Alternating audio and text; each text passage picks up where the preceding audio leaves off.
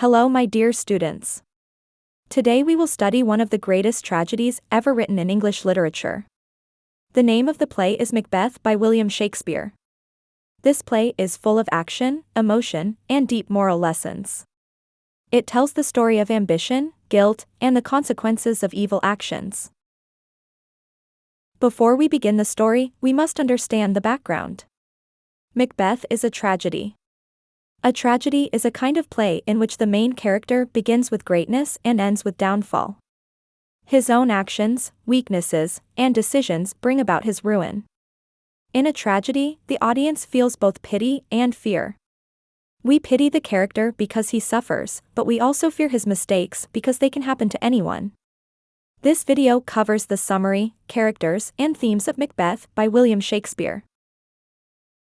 Let us now talk about William Shakespeare. He lived in England during the late 16th and early 17th centuries. He wrote about 38 plays and many poems.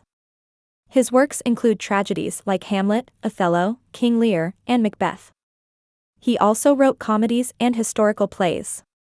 He lived during a time known as the Elizabethan and Jacobean eras.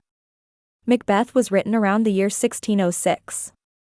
It was written during the reign of King James I, who was interested in witchcraft and the supernatural. That is why witches and dark forces play such an important role in Macbeth. The play is set in Scotland. The atmosphere is dark, violent, and full of suspense. The weather is stormy, the skies are full of thunder and lightning, and people are fighting wars. This gloomy atmosphere reflects the evil and confusion that will soon take over the minds of the main characters. Shakespeare uses weather to show the mood of the play. When there is thunder and lightning, it means that something bad is about to happen. Summary of Macbeth by William Shakespeare. The play begins on a dark and stormy night. 3 witches appear. They speak in strange, rhythmic lines that sound like spells.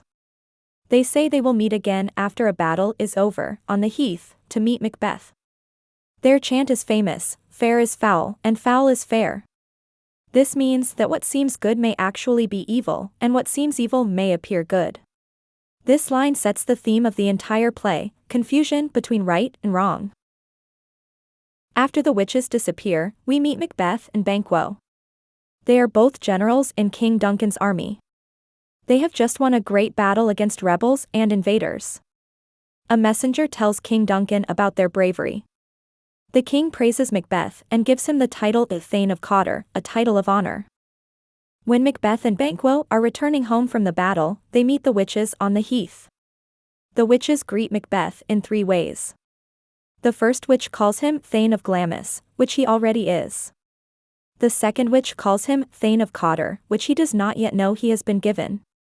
The third witch calls him King Hereafter, meaning he will be king in the future. Macbeth is surprised. He wonders how these strange women know about him. Banquo asks if they can tell his future too.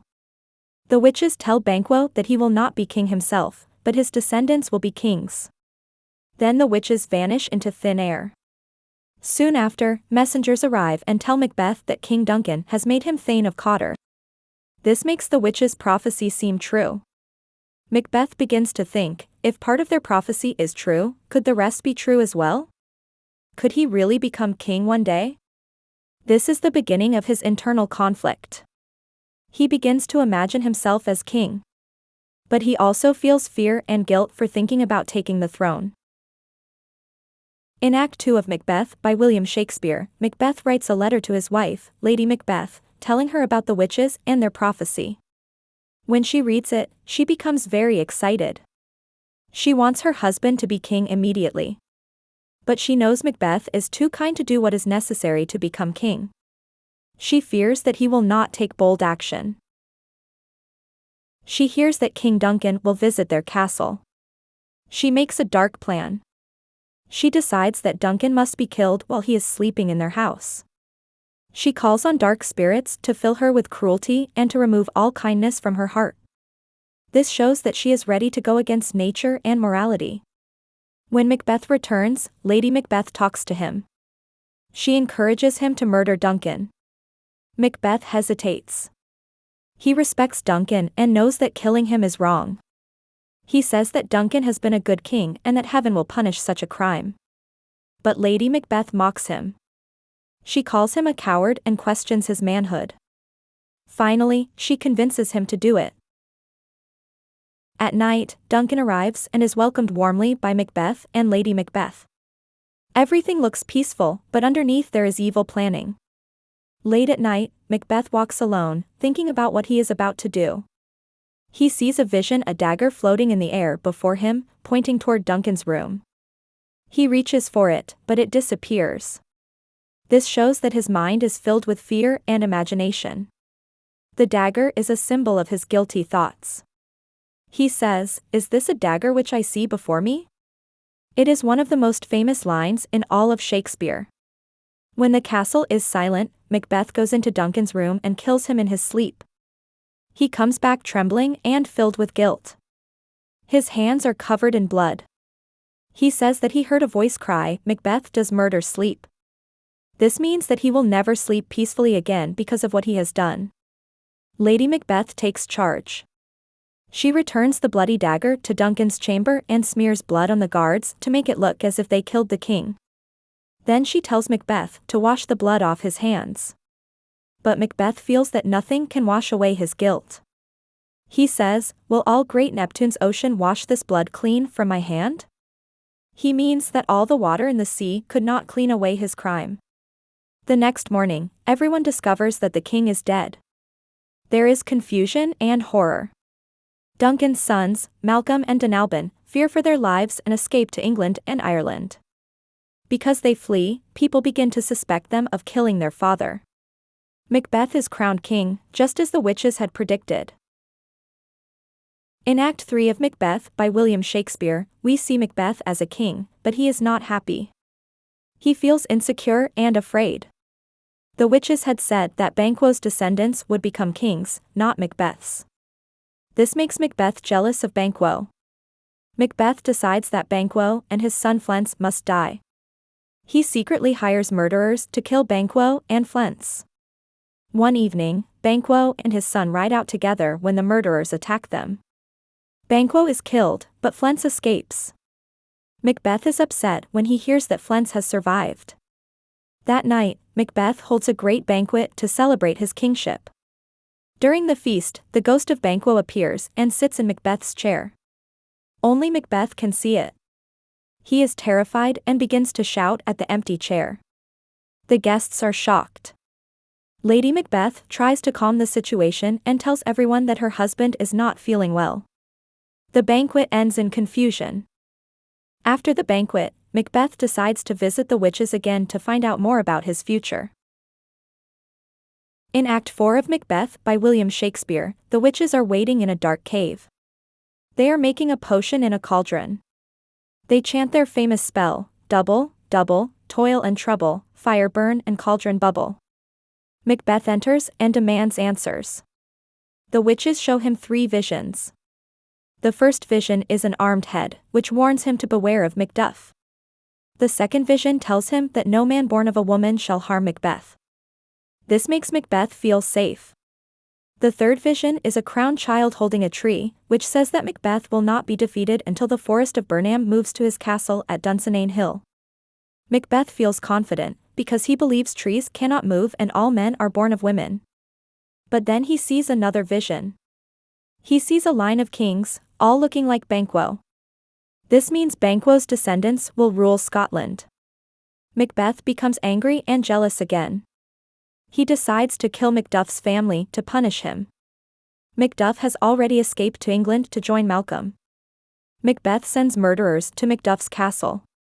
They kill his wife and children. This is one of the most cruel acts in the play.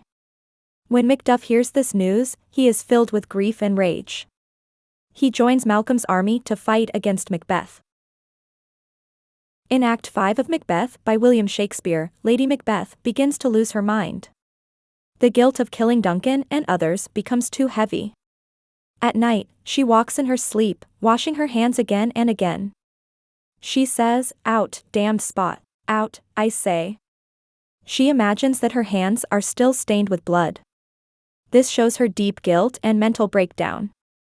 Eventually, she cannot bear it anymore and dies. Meanwhile, Malcolm and Macduff's army march toward Macbeth's castle. They cut branches from Burnham wood to use as camouflage. From a distance, it looks as if the forest is moving toward the castle. The witch's prophecy begins to come true. Inside the castle, Macbeth prepares for battle. He still believes he cannot be killed because no man born of a woman can harm him. He fights bravely but without hope. Then Macbeth meets Macduff and they fight fiercely. Macbeth laughs at Macduff and says that no man born of a woman can kill him. But Macduff reveals that he was not born in the usual way, he was delivered by a surgical operation, called a caesarean birth. Therefore, he was not born of a woman, in the natural sense. Macbeth realizes that the witches have tricked him with words. Their prophecies were true, but they had hidden meanings. Macduff kills Macbeth in battle. Malcolm becomes king, and peace is restored to Scotland. The play ends with justice and order returning after the chaos caused by ambition and murder. Characters of Macbeth by William Shakespeare. Macbeth is the main character and the tragic hero of the play. At the beginning, he is described as brave, noble, and loyal. Everyone praises him. He fights for his king and country. But as soon as the witches plant the idea of kingship in his mind, we see another side of him. He becomes ambitious. At first, he struggles between right and wrong. He knows killing Duncan is evil. He says, "We will proceed no further in this business." But Lady Macbeth questions his manhood and courage. Her influence pushes him to commit the murder. After killing Duncan, Macbeth changes. His character becomes darker. Fear and guilt replace his peace of mind. He says, "To be thus is nothing, but to be safely thus." This means that being king means nothing to him unless he can feel safe. So he kills Banquo and later Macduff's family. Each murder makes him more cruel and isolated. By the end, Macbeth is a broken man. He has lost love, friendship, and joy. He says life is a tale told by an idiot, full of sound and fury, signifying nothing. This line shows that he has lost meaning in everything. His story teaches us that unchecked ambition destroys the soul. Lady Macbeth is one of the most famous female characters in all of Shakespeare. At first, she appears stronger and more ambitious than her husband. When she reads Macbeth's letter about the witches, she immediately plans the murder. She asks dark spirits to remove all feminine weakness and fill herself with cruelty. She manipulates Macbeth skillfully. She questions his bravery and uses emotional pressure to make him kill Duncan. She says, "When you durst do it, then you were a man."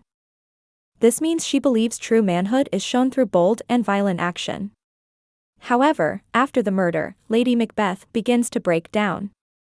She tries to act calm, but guilt slowly eats her mind. By Act 5, she sleepwalks and imagines she still has blood on her hands. She says, "All the perfumes of Arabia will not sweeten this little hand." This means that no amount of perfume can remove the smell of guilt. Her death is tragic because it shows that even the strongest ambition cannot silence conscience. Shakespeare shows her as both powerful and fragile, both cruel and human. The witches, also called the Weird Sisters, represent mystery, fate, and temptation in the play Macbeth by William Shakespeare. They do not directly tell Macbeth to kill Duncan, but they plant the idea that he will become king. Their words are like seeds in Macbeth's mind. In literature, witches often symbolize evil forces that test human weakness. In Macbeth, they also represent the theme of fate versus free will. Do the witches control Macbeth's destiny, or does he choose his path? Shakespeare does not give a simple answer. The witches speak in riddles. For example, they say, "Fair is foul, and foul is fair." This means that things are not always what they seem. Their language creates confusion. When they later give Macbeth the 3 new prophecies, they trick him through half-truths. What they say is true, but not in the way he understands it. The witches can be seen as symbols of the dark side of human imagination. They awaken Macbeth's hidden desires. Banquo is Macbeth's friend and fellow soldier. He also hears the witch's prophecies. But unlike Macbeth, Banquo remains cautious.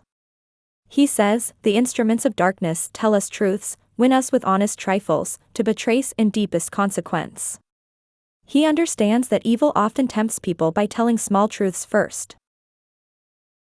Banquo is loyal, honest, and brave. His character acts as a contrast to Macbeth. Both men are tempted by ambition, but only Macbeth gives in. When Banquo is murdered, his ghost returns to haunt Macbeth, representing guilt and the memory of lost friendship. Banquo's son, Flens, escapes the murderers. This keeps the witch's prophecy alive that Banquo's descendants will rule. Another character is King Duncan. He is kind, generous, and trusting. He rewards loyalty and honors bravery. But his main weakness is that he trusts people too easily. He trusted the first Thane of Cawdor, who betrayed him, and he trusts Macbeth, who murders him. Duncan represents good leadership, which is based on fairness and care for others. His murder symbolizes the destruction of natural order. Macduff is another nobleman of Scotland. He is loyal to Duncan and later to Malcolm. When he learns that Macbeth has murdered his family, his grief turns into fury. His words, "Oh, I could play the woman with mine eyes and braggart with my tongue," show his pain and determination for revenge. At the end, he kills Macbeth. He represents justice, moral strength, and the restoration of order. Malcolm is Duncan's elder son. He escapes to England after his father's murder. Later, he returns with Macduff and an army to defeat Macbeth. He represents the rightful heir and the hope for peace after chaos. Themes in Macbeth by William Shakespeare. The most important theme in Macbeth is ambition. Ambition is the desire to achieve power, honor, or greatness. At first, ambition seems harmless. Macbeth's bravery already brought him honor. But once the witches tell him he can be king, his ambition becomes uncontrolled. Lady Macbeth's ambition is also dangerous. She dreams of being queen and does not care about morality. She says, "The raven himself is horse that croaks the fatal entrance of Duncan under my battlements." She already plans the murder before her husband decides. Together, they show how ambition, when not guided by conscience, leads to destruction. Both lose everything: peace, love, and life. Fate and free will is another theme in the play. The witches tell Macbeth his future, but they never tell him to kill anyone. So who is responsible? Is it fate or choice? This question is central to the play. Fate means events are fixed and will happen no matter what we do. Free will means humans have the power to choose. Shakespeare seems to suggest that fate gives the possibility, but choice decides the outcome. The witches plant the seed, but Macbeth waters it with his own actions. The play also demonstrates the theme of guilt and conscience. After the murder of Duncan, both Macbeth and Lady Macbeth are filled with guilt. Macbeth says, "Will all great Neptune's ocean wash this blood clean from my hand?" He feels that even an ocean cannot wash away his guilt. Lady Macbeth says something similar later. Guilt makes her lose her sanity. This shows that conscience is powerful. It cannot be silenced by power or wealth. Guilt becomes the punishment that follows every wrong act. The corruption of power is another dominant theme of Macbeth by William Shakespeare. Before becoming king, Macbeth was a good man. But power corrupts him. Once he has the crown, he fears losing it. He kills Banquo and Macduff's family to secure his throne. His rule becomes a cruel and unjust control. This theme shows how power without morality becomes destructive. True leadership should serve people, not control them. The play also shows the theme of the supernatural. The witches, Banquo's ghost, and the apparitions all create a supernatural atmosphere. These elements make the play mysterious and frightening. But they also represent the psychological struggles inside Macbeth's mind. When Macbeth sees Banquo's ghost, we cannot be sure if the ghost is real or if it is his imagination. This mix of supernatural and psychological horror makes the play complex and modern. The theme of appearance versus reality shows us that things in Macbeth are often not what they seem. The witches say, "Fair is foul, and foul is fair." Lady Macbeth tells her husband to look like the innocent flower, but be the serpent under it. This means that evil often hides behind a pleasant face. Macbeth himself hides his wicked thoughts behind polite words. He welcomes Duncan with honor while planning his death. This theme warns us not to judge by appearance. The theme of the play also fluctuates between order and disorder. When Duncan is murdered, the natural order of Scotland is disturbed. On the night of his death, strange things happen, the horses eat each other, and the sky is dark during the daytime. Shakespeare shows that when a king, chosen by divine right, is killed, chaos enters the world. By the end, when Malcolm becomes king, order returns. The theme reminds us that moral and political order must exist for peace in society. The play also shows gender roles and power. Lady Macbeth challenges traditional ideas of womanhood. She believes compassion and softness are weaknesses. She asks spirits to remove her femininity so she can be cruel. This shows how Shakespeare explores the connection between gender and power. However, later in the play, her guilt shows her humanity.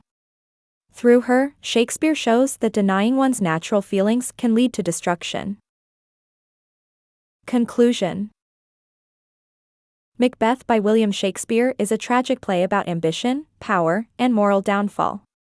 The play shows how uncontrolled ambition leads to chaos, guilt, and tragedy. The play is a tragedy as the main character begins with greatness and ends with downfall. Thank you for watching this video on summary, characters, and themes of Macbeth by William Shakespeare.